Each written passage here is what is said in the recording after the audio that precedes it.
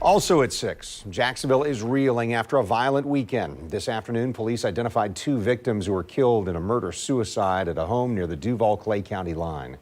According to police, a 22-year-old man killed his 45-year-old father, Yaniv Grinberg, and 12-year-old brother, Israel Grinberg, before turning the gun on himself.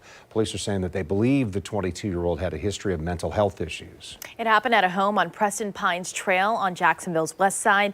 That's also known as the Duclay area because it's right by the Duval-Clay County line. This happened just a day after Jacksonville police shot a man in the San Marco area after he was seen waving a knife and stabbing himself. News4Jax reporter Marilyn Parker explains how these incidents are highlighting a trend in mental health treatment. We want to show you just how common it is for police to respond to calls where there's a person with a mental health issue. Often we see these cases escalate quickly, putting police, others, and even the person themselves at risk. But we want to know what can be done to help them before it ever gets to this point.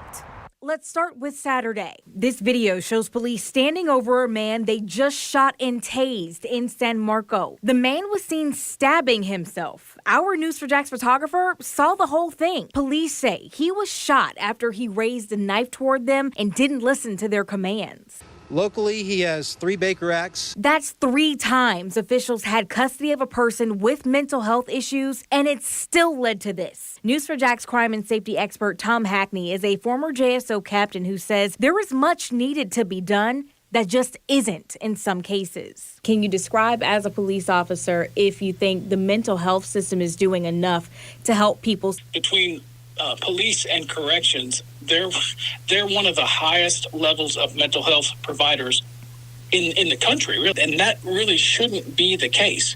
So, does the system work? It certainly didn't work Saturday. Then Sunday, police say a 22-year-old shot and killed his father, his 12-year-old brother, and shot his mother several times before killing himself.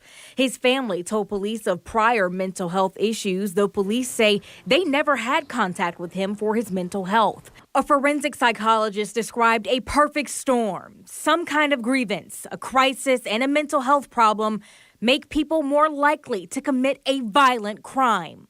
What happens when those things go unreported? The issue is that humans suffer from wishful thinking and denial. Like, people think that things will never happen in my family. My loved one would never commit such an act, even if they made threats.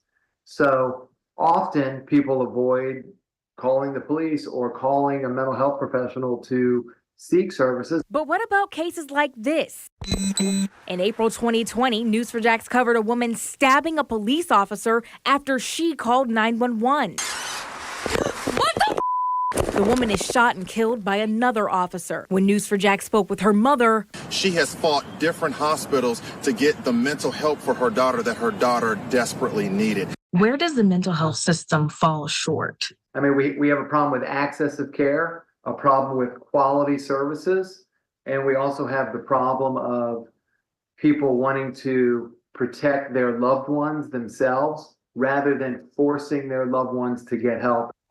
What can be done to help people before we get to these points? It's about educating people. It's about removing the stigma. He also says don't ignore the warning signs. Get police or mental health professionals involved to find out the best way to handle the situation. In Jacksonville, Marilyn Parker, Channel 4, the local station. And sadly, mental illness is not uncommon in the U.S. According to data from the CDC, more than 1 in 5 adults across the country live with a mental illness, and over 1 in 5 youth ages 13 to 18 have had serious debilitating mental illness at some point in their life. According to the Mayo Clinic, some signs and symptoms that someone may be mentally struggling can include feeling sad or down, the inability to cope with problems or stress, major changes in eating habits, extreme mood changes, or suicidal thinking. If you are experiencing one of these symptoms, know that you're not alone, and there are many resources right here in Northeast Florida to help you. The city of Jacksonville has the Mental Health Services page on its website. You can visit the Mental Health Resource Center on either Beach Boulevard or West 20th Street. The Northwest Behavioral Health Services on North Edgewood Avenue and River Region Human Services on Carmichael Avenue. Each of these locations provide comprehensive mental health services, and some even provide in and outpatient mental health services. And of course, you can always call or text the 988 Suicide and Crisis Lifeline. You can call this number anytime. It's free and confidential and open 24 hours a day.